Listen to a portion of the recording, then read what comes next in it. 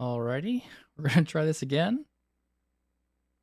We've got another Power BI session with Charticulator. So we're going to try and go a little bit further down the rabbit hole here, getting a bit more custom and a bit more creative on what we're doing for visuals.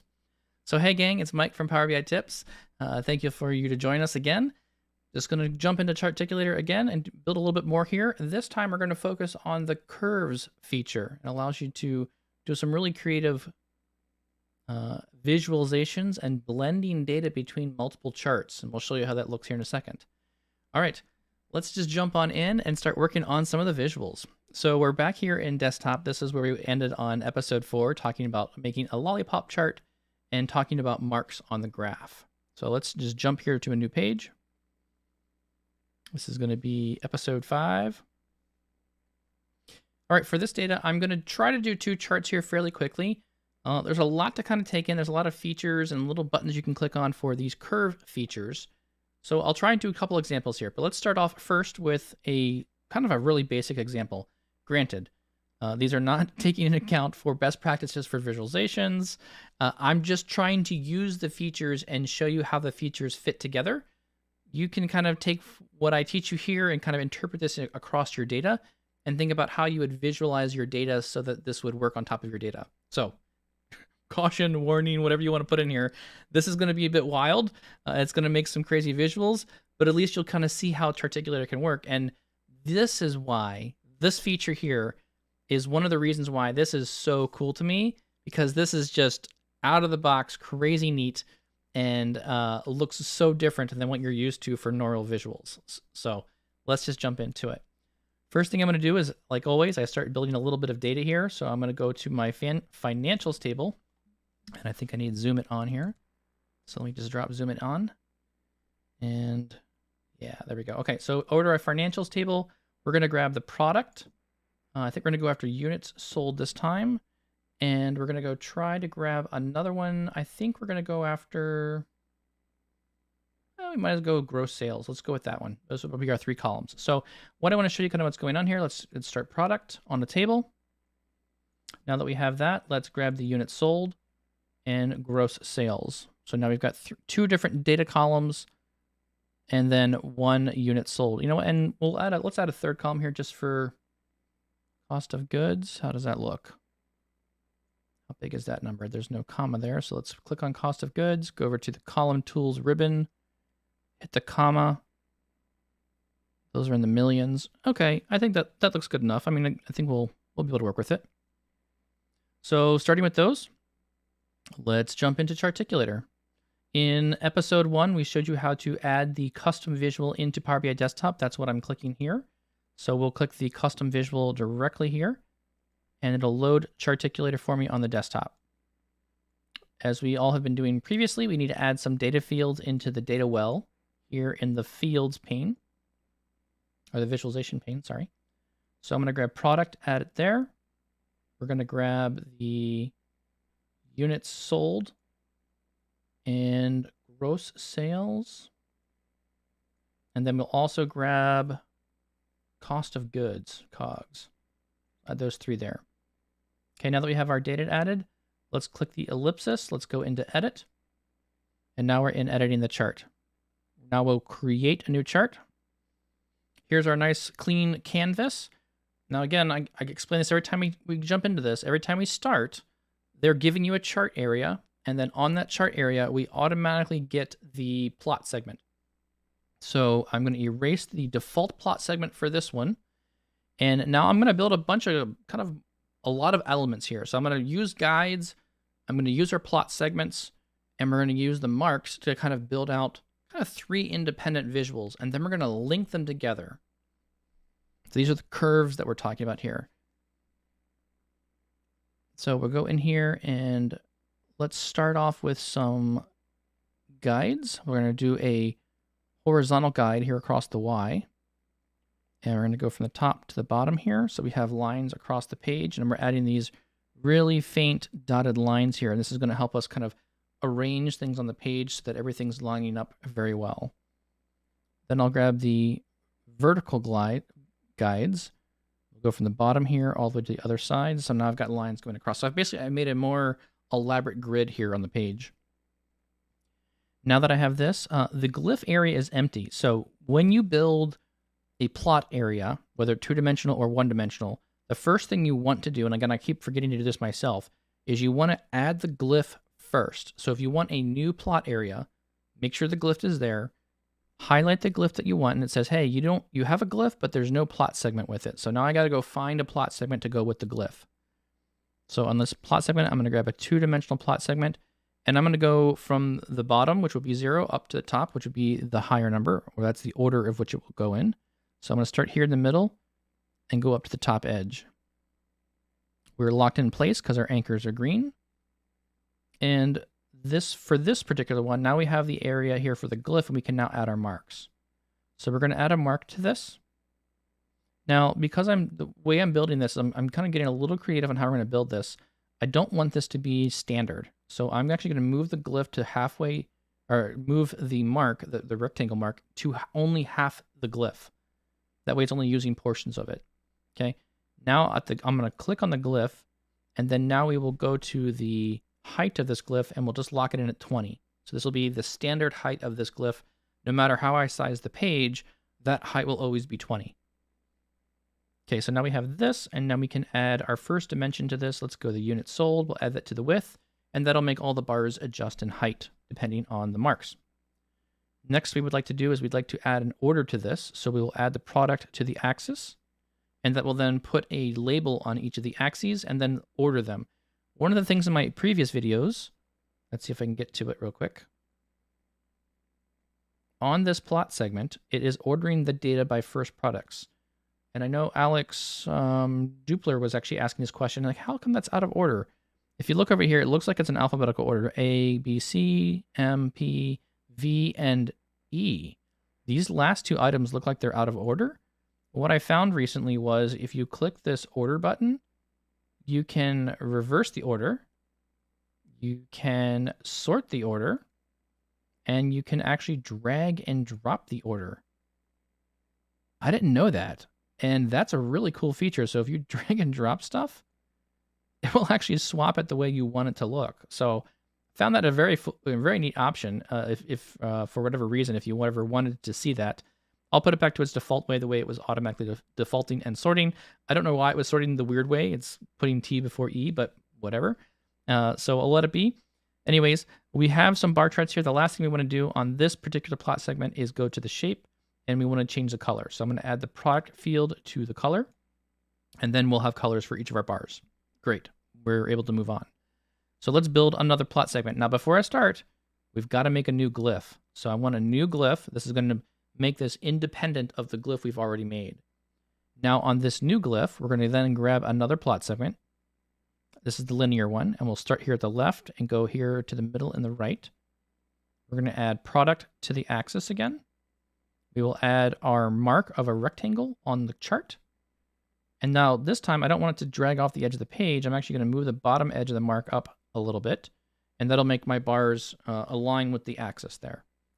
Next, what I'll do is we're going to add our next dimension to the height of this bar. So these bars will then change height based on gross sales. And then finally, what we want to do here is we want to kind of lock this in. So I'm going to make these bars a bit fatter. Maybe this is a bit more important for us versus the other graphs that we have. So this time I'll click on the glyph, and the width will now be 40. So now the bar width is now 40. Finally, let's do this one more time with the colors. We're going to click on the shape and scroll down until we see fill and add the product to the fill. We've just made now these color bars match the other one. And this is what I would say is a really good data practice in general. If you have a color associated with a data point, in this case, Montana is this brownish color and Amarillo is this bluish color. The fact that there's two data points that are representing the same piece of information, there may be different heights of the bars, but the color of the bar is associated with those different products. We want to make sure that those product types link together. So that way, wherever we see the color orange, that means it's the same product. Anyways, just a kind of a design theme or element there that we want to cohere to. All right, next, we're going to build another one. Let's go a third glyph. We'll again draw another plot segment. Again, I'm going to go from the bottom up to the top here. And we'll add the mark again here to this one. shrink it over to the left-hand side so it's only on the front side of that mark.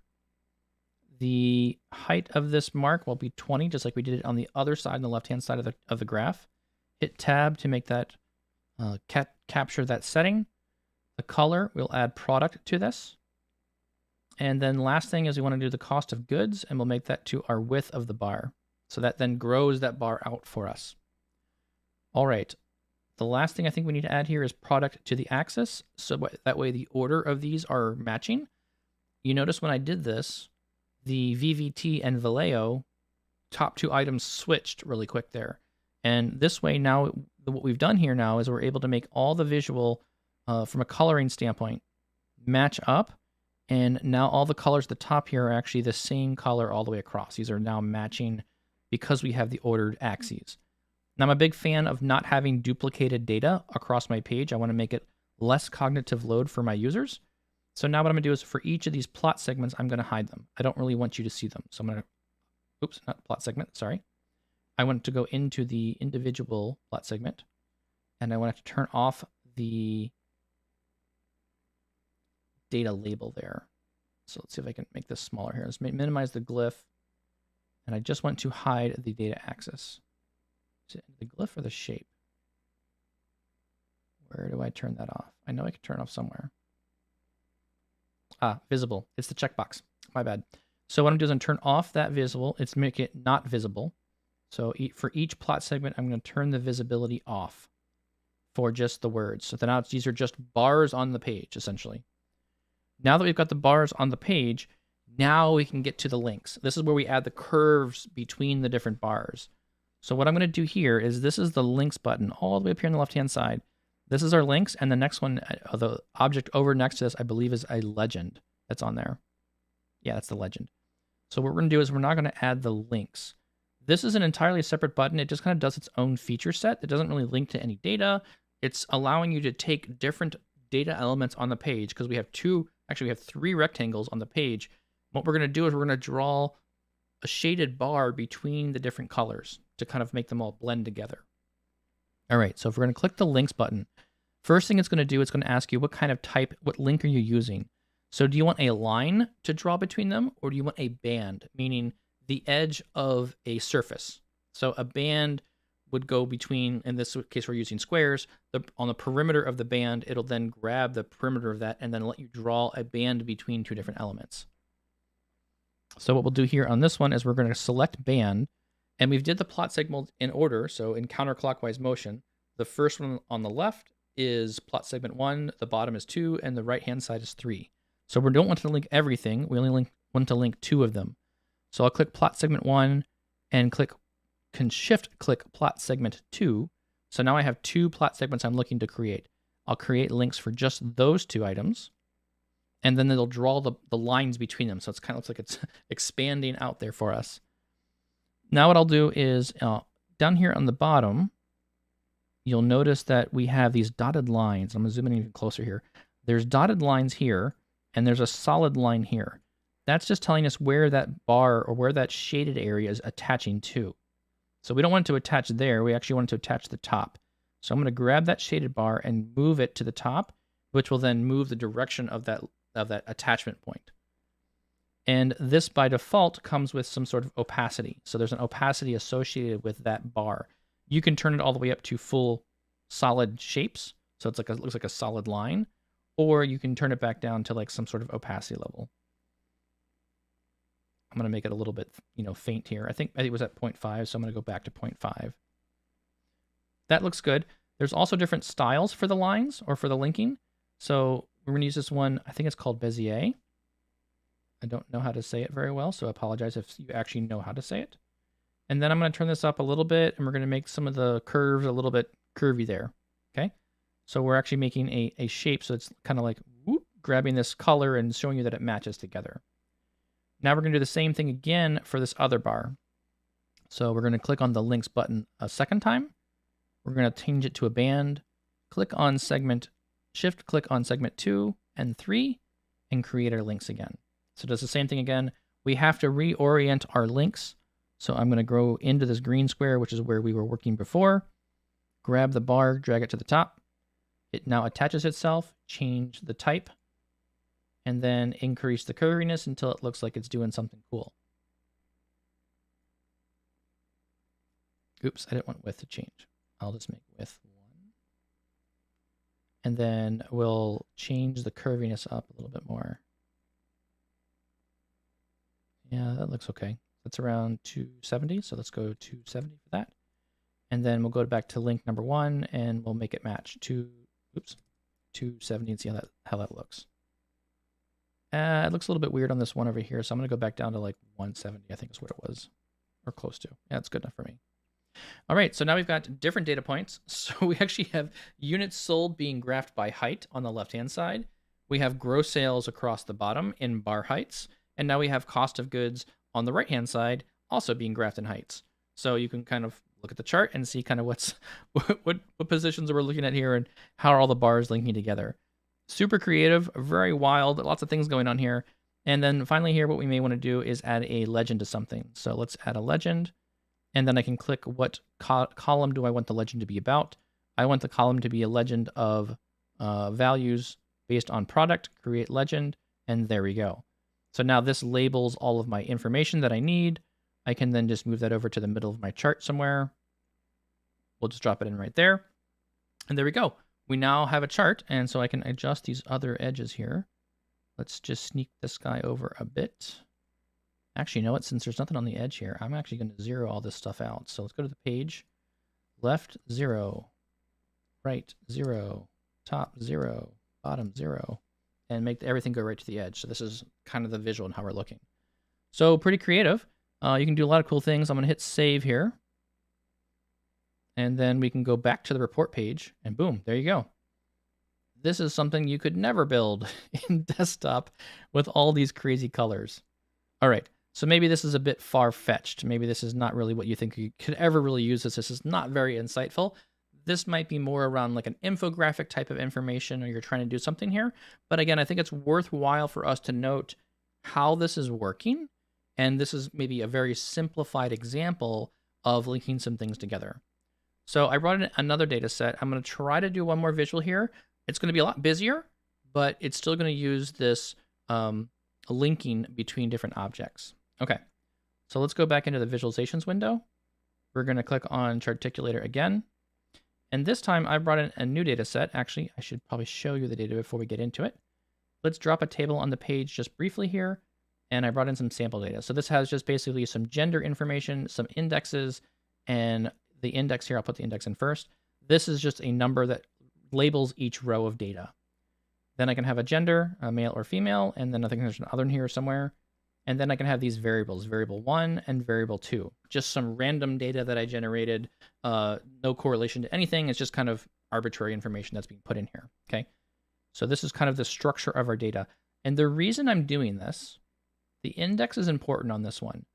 If I removed the index and allowed these two other columns to auto-summarize, V1 and V2, it would automatically shrink the data set down, and I would have two data points, one for male, and it would say sum of V1 and sum of V2 for whatever the female would be. So I don't really want that. I don't want the two data points. I actually want more than that. And so that's why we're adding the index in here to kind of give us a unique identifier for each row of data. So I just want to make that point there because that's something that tripped me up early on when I was working with Charticulator when I was doing it, learning it myself. All right, finally, we've got all those data points. Those look good. I'm going to actually remove this because it's faster if I just copy the visual, Control-C, Control-V. Paste it here, turn it into Charticulator, move up the fields that I need to be at the top. And let's just do index, gender, V1, V2. So it's all in order. All right, let's go in here and edit. So we're going to edit this visual, create a chart. All right, and we're back in again. So for this one, we're going to take the default two-dimensional plot area, and we're going to shrink this down a little bit. If I can get my cursor on that. We're going to make this smaller. Okay, so because now I have two dimensions, V1 and V2, I'm going to attempt to make a scatter plot out of this. So the first thing I'm going to do is go grab one of the symbols. The symbol is the circle. So if I'll grab and drag that over to our plot area, and then you'll see it looks like a straight line. In reality, this is a single data point for every single dot. So there's many different dots all there. Every data point we have in our table is now matching with here. I think I've got around 300 data points for this visual. So that's why you see like all those points on there. The next thing we're going to do is we're going to add V1 to the x-axis and V2 to the y-axis. So kind of giving, now I have got my scatter plot there. So every single intersection of V1 and V2, that's the data point. That's where our dot will show. Next, what we're going to do is we're going to color this so we can see what we're looking at. So we're going to add the gender as the fill color. So now I've got color differences between the different data points that we have. And we're done with this bottom chart for now.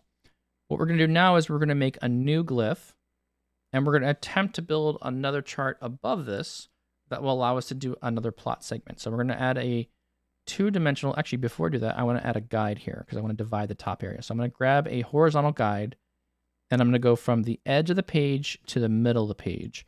And what this will do is this will divide all the lines and give me divisions across the top of the page. You can adjust this if you want. If you don't like the number of divisions it gives you, you can increase or decrease this number, and it will increase the number of divisions or decrease them. I think I like 4 divisions for now. I think this will work for us. So I'm going to leave it at 4 divisions currently. All right, now that we have added the second glyph, I'm highlighting glyph number 1, meaning that this doesn't have a plot segment with it yet. We're going to add the plot segment. Now I'm going to go grab a plot segment, and we're going to add that across the top of the page, all the way across the top. All right, we're going to do some really crazy graphing on this one. The first thing I think I want to do is I want to stack it on the Y direction. So I want the bars to be horizontally oriented when I put the glyphs on the mark. So that's why I changed that stack on the Y. And then now I want to bring the marks and add the marks to the page here. So this is drawing, for every data point, it's drawing a full bar from the start all the way to the end. So we need to define some sort of data point about this to define what the height of this would look like. So I'm going to try and grab V2 and add it to the width of these bars. And it looks like it doesn't like that. So what was I doing earlier? Was it index that I was adding on there? All right, I was using index here. I don't think I want the index. I don't want the average of index. That's not what I was going for. Ah, I think I know why. The data type, okay, interesting. When I look at Power BI, I think I just troubleshot this. The V1 is actually a text column because there's no summation sign in front of it. So when I'm trying to grab V1 and add it to my chart, it's not liking it. I think that's what my problem is. Let me hit save on this chart. I'm going to back out of the chart. Yeah, sure. Save the changes. Why not? I'm going to go into my sample data. I'm going to edit the query here really quick. Yep. Those are definitely text values. So let's Control A, all the columns, go into transform, detect data types, boom, now they're decimals. Looks good, home, save and close. And we'll see if this blows up my chart. Looks like we're okay there. I don't think it broke it. And the data types are still, okay. All right, let's go back in the chart and let's edit it some more. Edit the chart. All right, now let's see if we can add V2 to the width of the bar. Oops, I don't want to be on that chart. I want to be on this chart. We want to be on the shape, the rectangle. Okay, now add the V2 to the width. There we go. Okay, so each bar is being drawn according to V2. And if we remember down here, every single data point has a dimension, 30, 25, 20, 15, 10. Every single data point has a height of that bar. So up above, every bar is being represented from a ground 0, which would be 0 represented over here, to whatever its appropriate height would be this direction. Okay, this is great. Good, fixed my problem. Next thing, we want to group these by their gender. So let's go into the shape and we'll change the color of the shape into gender. And so now we have a bunch of colors and it's all mixed up, not really good looking there. So I wonder if we can sort that. The best way to sort this. Plot segment 2, order by gender. Okay, interesting. Maybe that's not what I want. Maybe I want to order by V2. Okay, so now I'm getting like a nice curve looking thing there. Okay, interesting. And maybe we want to add some dimensions to this. So maybe we want to break out the different genders based on their types and kind of pull the bars apart. So what I think I can do here is I can add the gender down to the x-axis, and it pulls those data points out. So now I can see a stack. So two things. This is like a stacked bar chart. So I'm looking at all the different columns. But then for each row of that data, I'm actually graphing the height of each of those bars. So I'm actually seeing like two things at once. I'm seeing like the distribution of that single data type with the lowest and the highest bar in there. So in and of itself, this is actually quite an interesting chart on the top half, no matter what. That's kind of interesting there. Anyways, cool. Some interesting visual there. Okay, we've got two graphs. We have two different data types to them, male and female, and then we have it on scatter plot and kind of like a bar chart stacked thing going on. So now what we're going to do is we're going to try to add a link. And this time we're going to add a link that is just a line and not necessarily a full shaded area. So now we're going to go up here. I'm going to save this real quick in case something goes crazy. I'm going to click on the links. And yes, we do want to make a line between plot segment 1 and 2. I now create the links. And holy moly, this doesn't look good. So let's see if we can fix this. So it appears as though it is drawing a curve, an arc, on top of everything. Wow, that's really ridiculous. So let's change this from an arc to Bezier. And then let's change the curviness up a little bit. So it kind of looks like there's something going on there. Okay, so now the bar comes out. The end of the bar continues to extend to a line. That line then kind of curves around and then connects up to the appropriate data point for that value of bar. So that's why you're seeing these bars at the very top of the line here. These bars have the longest length, and therefore the curve is lining up with the data points that are at the top of the chart. Okay, that looks pretty cool. Then we'll go down here to the transparency, I think. Yeah, opacity. Let's go down to 0.5 tab. Let's go a little bit more. 0.3 tab. Okay. Looks good enough for me. So we can kind of see all the data points. Now, and maybe this kind of analysis this is not probably the best, right? It might have made more sense if some of the data points for the blue were kind of clustered around a certain area, and maybe more of the green data points were in like a different area and kind of bunched together. Because then by changing the transparency of the lines, we can kind of see all the lines kind of venturing out to different areas that we have there. Okay. Well, that looks good enough for me. Kind of a crazy chart with lots of little lines going around there, connecting the bar charts at the top to the bottom part there. Because I don't like this axis where it is, let's go into plot segment number 2 and turn off the visibility of that axis. And I haven't labeled the axes for the variable 1 and variable 2, but I'm just going to kind of leave it. I'm going to just kind of leave it there for now. What I may want to do, though, is I may want to add a legend to this one as well and put a legend kind of up here in the upper corner. So let's just grab another set of guides here. I'm going to do some horizontal guides here. I'm going to grab some guides. I'm going to put them right here so I can get some gridding up here in this upper left-hand corner so I can kind of cinch that legend kind of in this area is what I'm looking for. So go over here, click legend. We want it by gender, create the legend. Boom, there it is. And then I'll grab and drag it over here. No, I won't. That was the that was the guide and not the legend. I actually want the legend to go over here. There it goes. And then I'll move this guide back to where it was so it's nice and locked in place there. So pull it out and pull the guide back down. Okay, so the guide's there.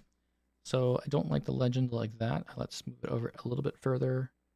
Okay, and then there's nothing hanging off the edge of my page, so I'm going to just delete all of the edges on my report. So we're just going to, instead of left, we're going to go 0, tab, 0, tab, 0, tab, 0, tab. And pull, oh, stink. I do lose these numbers. Just kidding. I'm not going to do that. The bottom will be 50, and the left will be 50. We'll pull those in a little bit. No, I can't do that. I got to pull them in. I got to pull the right side in too. So what's the bare minimum I can get away with here? 20? Let's try 20 for everything. And to make the visual, it's still too close to the edge. I don't like that. Let's go 30 instead. and I'll make it uniform. I'll just do 30 all around. Okay, now everything's fitting on the page. Michael's happier now. All right, with that, we've got the links working between all the things. So now we've got the curves of the lines now attaching to the different data points. And that's kind of mechanically how it works. I'm not saying, I'm not putting my stamp of approval of like you should build every visual to look like this, but at least we've got a visual here. We've got the lines drawn to where we think they should go.